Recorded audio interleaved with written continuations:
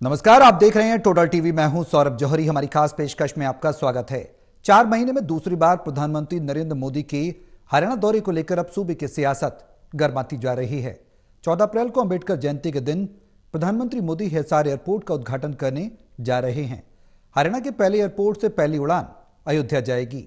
तो वहीं प्रधानमंत्री हिसार के एयरपोर्ट के उद्घाटन के अलावा यमुनानगर में पावर प्लांट का भी शिलान्यास करने वाले हैं। विपक्ष प्रधानमंत्री के दौरे को लेकर बीजेपी पर निशाना साधने में कोई कोर कसर नहीं छोड़ रहा। हिसार एयरपोर्ट और एरोड्रम को लेकर छिड़ा विवाद थमता नजर नहीं आ रहा। ऐसे में भगवान राम और अंबेडकर को एक साथ साधना क्या बीजेपी के लिए बड़ा वरदान साबित होने वाला है या फिर कांग्रेस के लिए सियासी मुश्किलें खड़ी करने वाला है, यह सवाल है।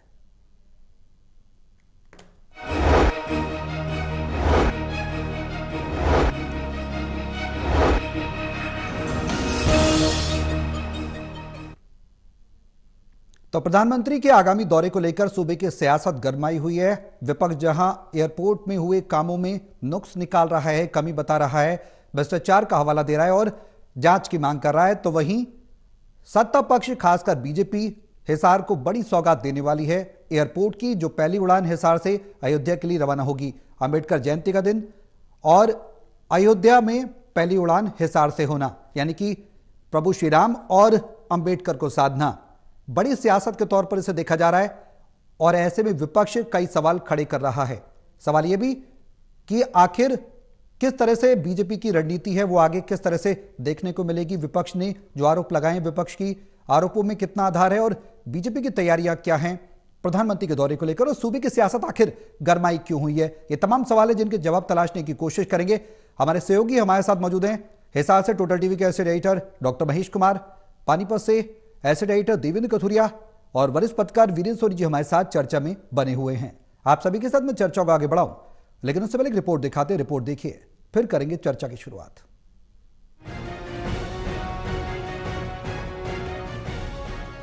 बीजेपी का हर फैसला और इसके पीछे की मंशा कैलकुलेटेड यानी गणना आधारित होती है।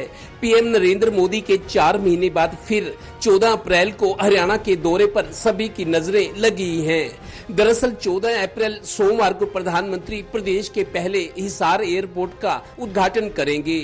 पहली ही फ्लाइट हिसार से अयोध्या उड़ान भरेगी। हालांकि हिसार एयरपोर्ट को लेकर अयोध्या के राम मंदिर निर्माण की तरह ही विपक्ष यहां भी आपत्ति कर रहा है और सवाल उठा रहा है। हिसार एयरपोर्ट के उद्घाटन के अलावा पीएम यमुनानगर में 800 मेगावाट के पावर प्लांट का शिलान्यास भी करेंगे और एक रैली को संबोधित करेंगे, जिसके लिए 20,000 कुर्सियां लगाई जा रही हैं। ये हरियाणा के लोगों को पहला नेशनल एयरपोर्ट का जो सौगात है और बाबा भीमराव अंबेडकर जी की जयंती का शुभ अवसर और देश के लोकप्रिय प्रधानमंत्री जी का आगमन, एक ही दिन में 2 स्थानों पर आगमन, और हरियाणा को बड़ी सौगात मिलने वाली है। हिसार एयरपोर्ट महाराजा अग्रसेन के नाम से जो एयरपोर्ट की शुरुआत होगी, हिसार में होगी और पहली उड़ान अयोध्या के लिए होगी। गौरतलब है कि हिसार एयरपोर्ट के उद्घाटन और यमुनानगर में 800 मेगावाट के पावर प्लांट के शिलान्यास की जोरदार तैयारियां चल रही हैं।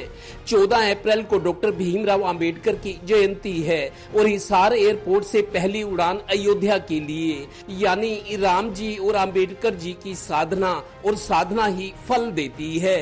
पीएम की यमुनानगर रैली के लिए आसपास के जिलों से रोडवेज की सैकड़ों बसें यमुनानगर भेजी जाएंगी। प्रशासन और पुलिस बड़े स्तर पर स्वागत और सुरक्षा की तैयारियों में लगे हुए हैं। कांग्रेस पार्टी ने 2013 में आपके चैनल के माध्यम से मैं लोगों को बताना चाहता हूं, ये एयरफील्ड से इसको डोमेस्टिक एयरपोर्ट बनवाया था। यूपीए सरकार थी दिल्ली में, यहाँ कांग्रेस पार्टी के हुड्डा साहब के नेतृत्व में सरकार थी। इन्होंने तो हमारा और दर्जा नीचे कर दिया एरोड्रम का, इन्होंने तो सत्यानाश कर दिया। उस वक्त एयरफील्ड से डीजीसीए ने, एयरपोर्ट अथॉरिटी ऑफ इंडिया ने हमसे जमीन मांगी थी 300 एकड़। अगर ये 300 एकड़ जमीन पे उस वक्त उस एयरपोर्ट बनवा लेते, 7,200 एकड़ जमीन नहीं खराब करनी थी। गौरतलब है कि सरकार 14 से 25 अप्रैल तक डॉक्टर अंबेडकर की जयंती पर पूरे देश में अलग अलग कार्यक्रम भी कर रही है ना सब कैलकुलेटेड। राम जी और अंबेडकर जी की साधना और को साधना। Haryana bureau total news. तो 14 अप्रैल को प्रधानमंत्री नरेंद्र मोदी हरियाणा आने वाले हैं 4 महीने में दूसरी बार, और इस बार सियासत क्यों गरमाई है? देवेंद्र, शुरुआत में आपसे ही करना चाहूंगा। हिसार की बात की जाए, बड़ी सौगात मिलने वाली है। यमुनानगर की बात की जाए, पावर प्लांट का उद्घाटन होना है। कई सौगातें हैं। प्रभु श्री राम से भी जोड़कर इस प्रधानमंत्री के दौरे को देखा जा रहा है। अंबेडकर जयंती के दिन इस बड़ी सौगात को प्रधानमंत्री देने वाले हैं। वजह क्या है सियासत गरमाने का? कांग्रेस जो आरोप लगा रही है, किस तरह से पूरे आरोपों पर सत्ता पक्ष अपना स्टैंड ले रहा है, और कांग्रेस की क्या कुछ स्थिति प्रदेश में मौजूदा समय में इस दौरे को लेकर देखने को मिल रही है?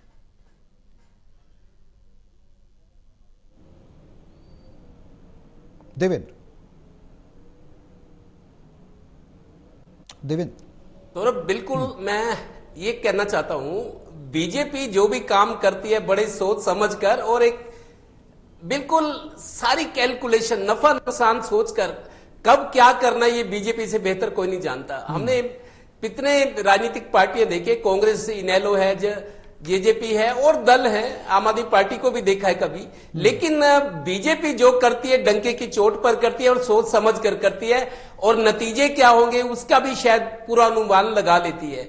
अब प्रधानमंत्री करीब 4 महीने से ज्यादा टाइम हुआ है। पानीपत आए थे जब नई नई सरकार बनी थी, अब 6 महीने होने वाले सरकार को, लेकिन सरकार बनने के कुछ दिन बाद पानीपत का पहला दौरा था प्रधानमंत्री का, बीमा सखी योजना जो LIC की एक स्कीम थी। तो प्रधानमंत्री पानीपत बोलते थे, मैं आपका व्यक्तिगत तौर पर शुक्रिया अदा करने आया हूं कि आपने आशीर्वाद दिया, तीसरी बार सरकार बनी है। लेकिन मुख्यमंत्री भले ही कितनी बार कह चुके हैं कि अब नॉन स्टॉप हरियाणा है, ट्रिपल इंजन सरकार, तिगुनी रफ्तार, ये मुख्यमंत्री अक्सर बोलते हैं, लेकिन प्रधानमंत्री भी उस दिन पानीपत बोल के गए थे कि 3 गुना स्पीड से ये सरकार काम करेगी। तो 4 महीने से थोड़ा ज्यादा वक्त हुआ है। प्रधानमंत्री फिर 14 अप्रैल को आ रहे हैं, आज 11 तारीख है, 14 को आ ही रहे तो 2 दिन का टाइम है। बिल्कुल। तो हिसार एयरपोर्ट प्रदेश का पहला एयरपोर्ट होगा जहां से दूर की सेवाएं भी चंडीगढ़, दिल्ली, जयपुर, जम्मू के अलावा अयोध्या की भी उड़ान होगी। पहली 14 अप्रैल चूंकि अंबेडकर जयंती हर साल मनाई जाती है, और अंबेडकर एक बहुत बड़ी शख्सियत रही है, सामाजिक तौर पर भी और सियासी तौर पर भी, और अंबेडकर जी के नाम पर बहुत सारे लोगों ने राजनीति भी की है और सामाजिक सरोकार भी जगाए हैं, राजनीतिक चेतना भी जगाई है। और संविधान जो बना था, संविधान सभा के तो वो अध्यक्ष थे, तो उस जमाने में जब साधन नहीं थे, संस्थाएं नहीं थी, शिक्षा के प्रति जागृति नहीं थी, डॉक्टर अंबेडकर ने उच्च शिक्षा हासिल की। खैर उनको आज भी लोग रोल मॉडल मानते हैं, जो पूरा देश भले ही कमजोर वर्ग के लोग हैं। तो हिसार एयरपोर्ट का उद्घाटन करने प्रधानमंत्री आ रहे हैं, और पहली उड़ान अयोध्या, मतलब राम जी को समर्पित, और 14 अप्रैल का दिन जो अंबेडकर जयंती है, उस दिन यमुनानगर में भी कार्यक्रम में बड़ी रैली हो रही है।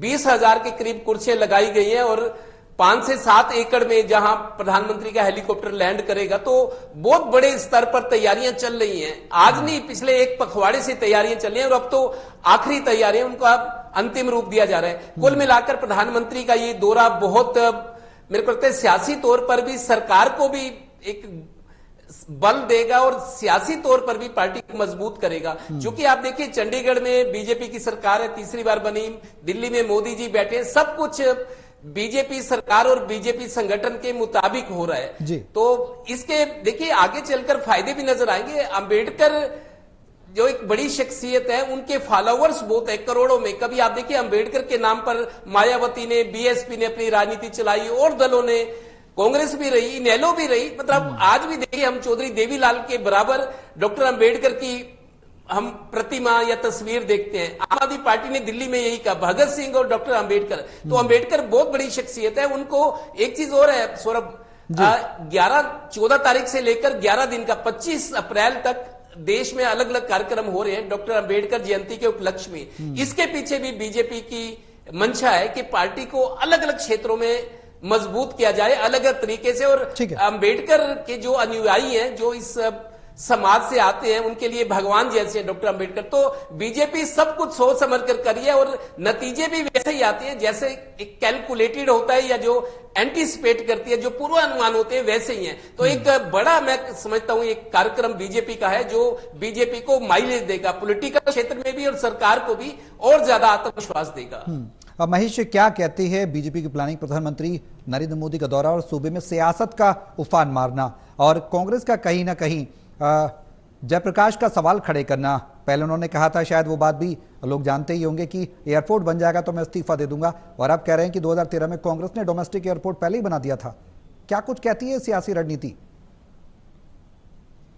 देखिए, पहले मैं सियासत की बात कर लेता हूं, फिर जेपी के बयानबाजी पर भी अपनी जो रिएक्शन है वो देने की कोशिश करूंगा। फिलहाल यहां प्रधानमंत्री नरेंद्र मोदी को लाकर एक तरीके से हरियाणा प्रदेश को विकास की रफ्तार मिल रही है, ये साबित पूरी देश के सामने करने की कोशिश की जाएगी, दुनिया के सामने साबित करने की कोशिश की जाएगी। दुनिया के सामने इस शब्द में इस्तेमाल क्यों कर रहा हूं? दरअसल इंटरनेशनल इन्वेस्टमेंट की जरूरत यहां पर हरियाणा प्रदेश को पड़ रही है, और हरियाणा के हिसार में जो एयरपोर्ट बनाया जा रहा है, दरअसल उसमें काफी सारी मल्टीनेशनल कंपनीज को यहां पर आमंत्रित किया जा रहा है, जिसमें एविएशन से जुड़ी कंपनीज है, जिसमें कार्गो से जुड़ी कंपनीज है, जिसमें जो है माइक्रोलाइट एयरक्राफ्ट बनाने वाली कंपनियां, हेलीकॉप्टर बनाने वाली कंपनियां, ऐसी कंपनियों को यहां पर आमंत्रित किया जा रहा है। और क्या होगा, और डोमेस्टिक एयरपोर्ट के अलावा यहां पर एमएसओ बनाने की जो कोशिश है वो यहां पर की जा रही है, ताकि मेंटेनेंस को लेकर देश भर में कहीं भी अगर हवाई जहाज खराब होता है तो उसे सिंगापुर ले जाना पड़ता है। यहां पर यह व्यवस्था की जा रही है कि देश में अगर किसी भी तरह के हेलीकॉप्टर के, एयरक्राफ्ट की अगर मेंटेनेंस की जरूरत पड़ती है तो वो हिसार एयरपोर्ट पर उसकी जो पूरी तैयारी है वो कर दी जाएगी। इसके साथ साथ ये भी यहां पर सुनिश्चित किया जा रहा है कि हैंगर, जो कि आईजी एयरपोर्ट पर किसी भी हेलीकॉप्टर को पार्क करना, किसी भी हवाई जहाज को पार्क करना बेहद महंगा साबित होता है, क्योंकि एयर ट्रैफिक काफी ज्यादा है और वहां पर पार्किंग की सुविधा ना के बराबर इस वक्त देखने को मिल रही है। तो ऐसे में अगर किसी को भी अपना एयरपोर्ट पर हेलीकॉप्टर या प्लेन खड़ा करना है, पर्सनल प्लेन अगर खड़ा करना है, तो आईजी एयरपोर्ट के नजदीक जो है हिसार एयरपोर्ट पर ये जो पार्किंग की सुविधा है आसानी से काफी कम कीमत पर मिल पाएगी। तो साफ तौर से प्रधानमंत्री नरेंद्र मोदी को लाकर एक इंटरनेशनल इन्वेस्टमेंट जो है वो हरियाणा के लिए इकट्ठा करने की कोशिश की जा रही है। हरियाणा प्रदेश विकास की रफ्तार पर उड़ान भरता हुआ नजर आ रहा है। ये एक परिदृश्य बनाने की कोशिश जो है देश भर के लोगों के सामने की जा रही है। उसके साथ साथ उसका फायदा तमाम उन राज्यों में मिलेगा जहां पर भारतीय जनता पार्टी की सरकार इस वक्त नहीं है, या फिर आगामी चुनाव उन प्रदेशों में आने वाले हैं। तो ऐसे में हरियाणा की रफ्तार देखकर तमाम दूसरे राज्यों में भी भारतीय जनता पार्टी की तरफ झुकाव लोगों का देखने को मिलेगा। अब मैं थोड़े और तकनीकी पहलुओं की तरफ बढ़ने की कोशिश करूंगा। यहाँ पर प्रधानमंत्री नरेंद्र मोदी को लाकर दो जो हमारा टॉपिक है उसमें दो हित एक साथ साधने की कोशिश की जा रही है। एक तो रामलला से जो कनेक्टिविटी है, हमने देखा कि भारतीय जनता पार्टी जब भी हिंदुत्व की बात करती है तो उसका सीधा फायदा जो है बीजेपी को चुनावी मैदान में देखने को मिलता है। तो ऐसे में यहाँ हिंदुत्व की जो भावना है और ज्यादा उसे बल देने की कोशिश भारतीय जनता पार्टी के लोग कर रहे हैं। और आप देखेंगे कि आने वाले कई महीनों तक हिसार से जो अयोध्या की जो फ्लाइट चलेगी वो हाउस एक तरीके से प्लेन फुल रहेगा और कुछ ही घंटों के भीतर वो जो टिकटें हैं सारी की सारी बुक हो जाएंगी, क्योंकि जो धार्मिक भावनाएं हैं वो काफी ज्यादा प्रोत्साहित करने की कोशिश भारतीय जनता पार्टी के लोगों की तरफ से की गई है। और आपको इस पर यकीन करना मुश्किल होगा कि कैबिनेट मंत्री सरीखे जो नेता हैं वो हिसार के बाजारों में इस वक्त घूम रहे हैं, ज्यादा से ज्यादा लोगों को आमंत्रित कर रहे हैं। हालांकि 20,000 कुर्सियां प्रधानमंत्री नरेंद्र मोदी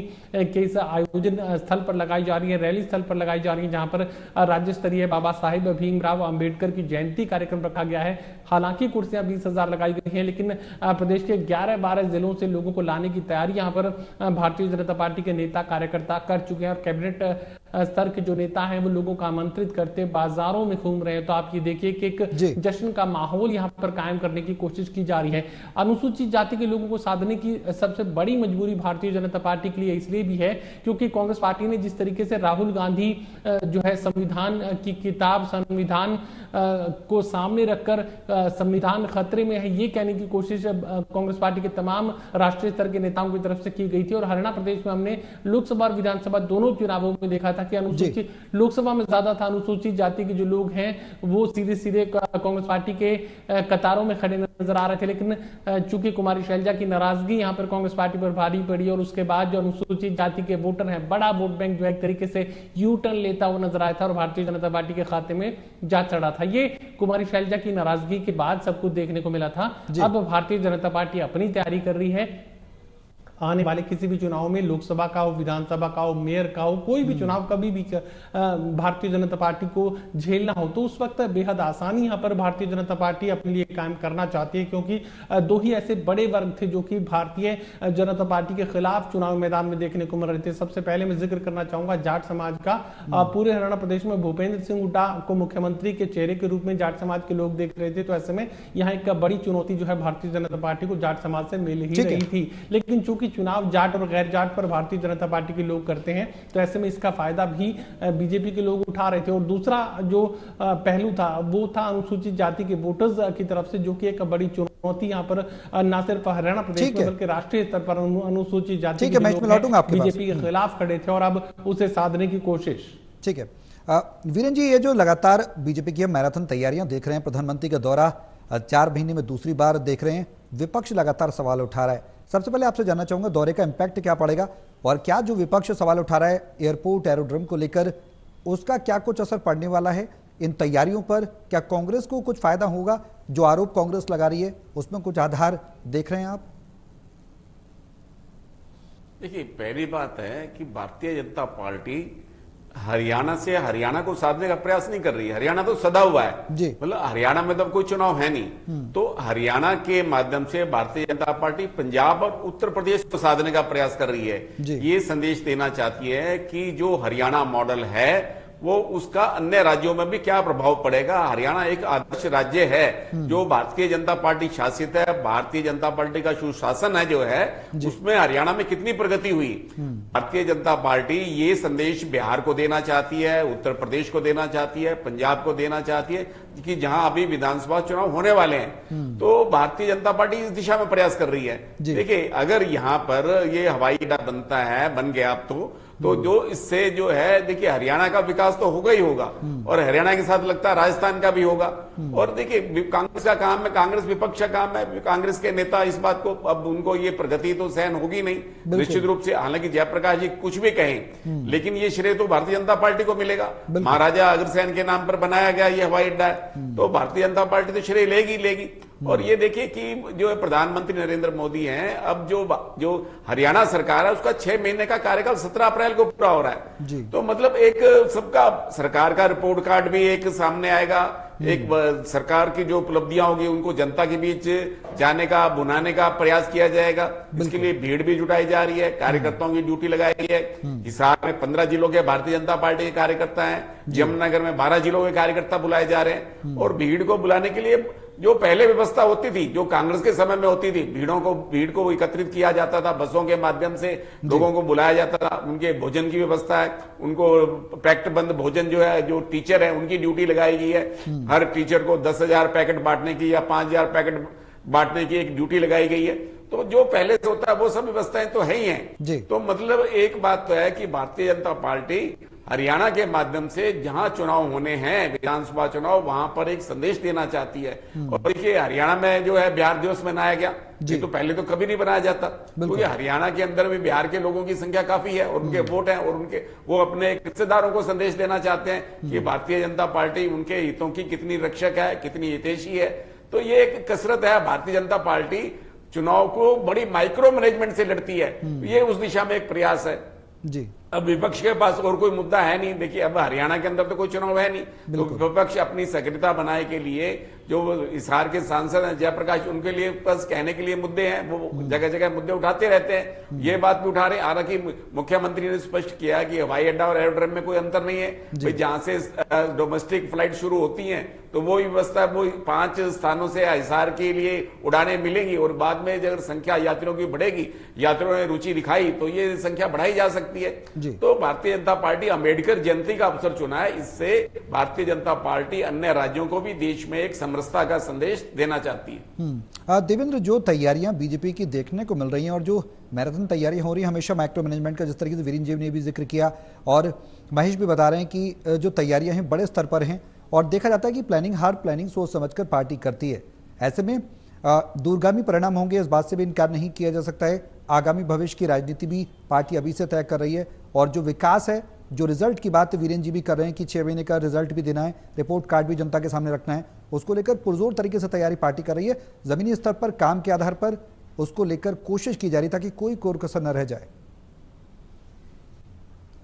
देखिए सौरभ, 6 महीने पहले चुनाव हुए थे अक्टूबर में विधानसभा की, उस वक्त एंटी इनकम्बेंसी थी, बीजेपी सरकार के खिलाफ एंटी इनकम्बेंसी वाला फैक्टर, जिससे थोड़ा सा पहले हम चुनाव से देखे तो जो किसानों वाला मुद्दा था, किसान बहुत आक्रोशित थे और एक वर्ग विशेष भी सरकार को देखना नहीं चाहता था, वर्ग विशेष नाराज था और किसान उनमें ज्यादातर हैं, किसान भी सरकार के सामने एंटी इनकम्बेंसी का फैक्टर था। लेकिन जिस तरीके से बीजेपी ने संगठन के तौर पर, सरकार के तौर पर सारे उपाय करके सरकार बना ली। देखिए हरियाणा में सरकार बनने का नतीजा क्या हुआ, महाराष्ट्र में जाकर जीत गए, उसके बाद दिल्ली में जीत गए।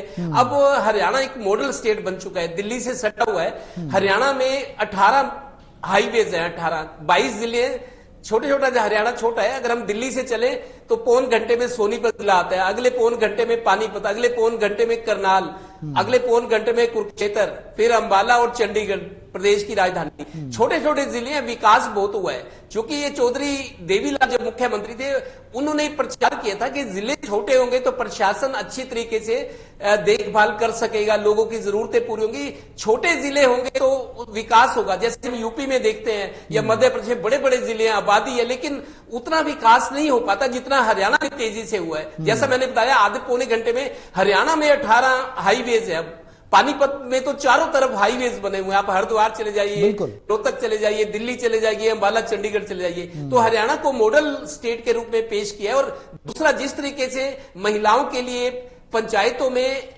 50% पद आरक्षित किए सरकार ने, जब पिछली गठबंधन सरकार थी जेजेपी बीजेपी की, पंचायतों में 50% पद महिलाओं के लिए। अभी जो निकाय चुनाव हुए उसमें भी महिलाओं के लिए 50% महिलाओं का सशक्तिकरण होता है। हालांकि कई राष्ट्रीय योजनाएं हैं कि सिलेंडर फ्री, हर घर नल योजना, महिलाओं को ज्यादा मौके। अभी जो निकाय चुनाव हुए बहुत सारी महिलाएं जीत कर आई हैं, जो पहले कभी नहीं हुआ था।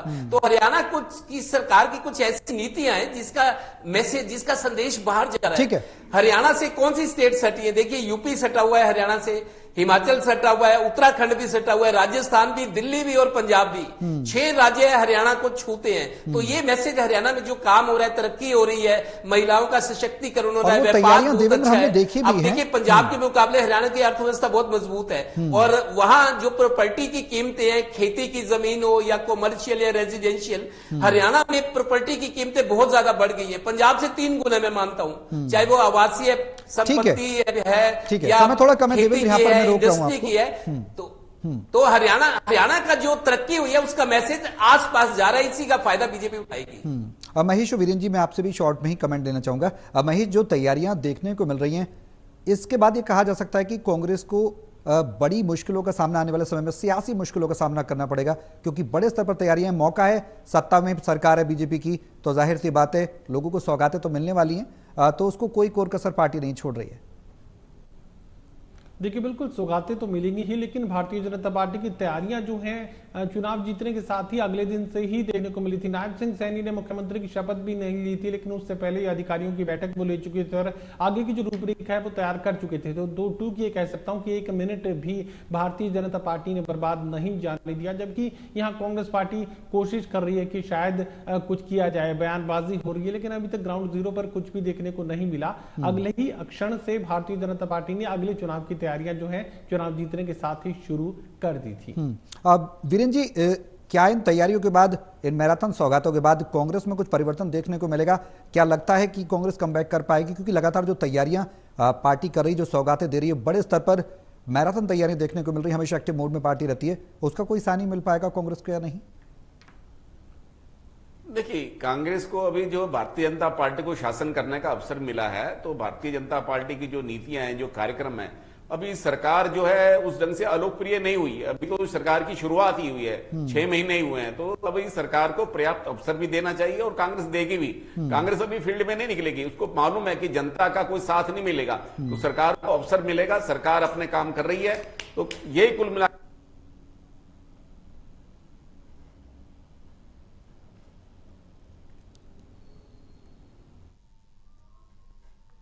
बिल्कुल, हमारे जो पैनलिस्ट हैं उनकी आवाज़ हम तक नहीं आ रही है कुछ तकनीकी कारणों की वजह से, लेकिन ये बता दें कि तैयारियां जो हैं वो पार्टी लगातार कर रही है। प्रधानमंत्री नरेंद्र मोदी के इस दौरे को लेकर सियासी सुगबुगाहट तेज हो गई। कुल मिलाकर अगर निचोड़ देखा जाए तो बीजेपी राम और अंबेडकर के जो आधार पर सियासत साधने की कोशिश कर रही, न सिर्फ जिलों के विकास को लेकर पार्टी आगे बढ़ रही बल्कि काम भी लोगों तक पहुंचा रही है। ऐसे में आने वाले समय में पार्टी को इसका फायदा मिलने वाला है, इससे कोई भी इनकार नहीं किया जा सकता। तो वहीं कांग्रेस के लिए कहीं ना कहीं मुश्किलें खड़ी होने वाली हैं। हालांकि कांग्रेस लगातार सवाल उठा रही है, लेकिन उसका कोई आधार फिलहाल नजर नहीं आ रहा। प्रधानमंत्री नरेंद्र मोदी को लेकर कुल मिलाकर कहना गलत नहीं होगा कि प्रदेश में सियासत हाई है।